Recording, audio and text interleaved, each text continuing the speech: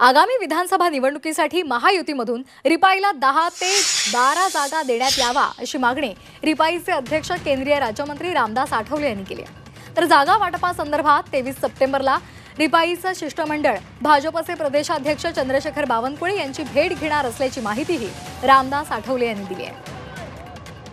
आगामी विधानसभा निवडणुकीसाठी महायुतीमधून रिपाईला 10 ते 12 जागा देण्यात याव्यात अशी मागणी रिपाईचे अध्यक्ष केंद्रीय राज्यमंत्री रामदास आठवले यांनी केलेली आहे।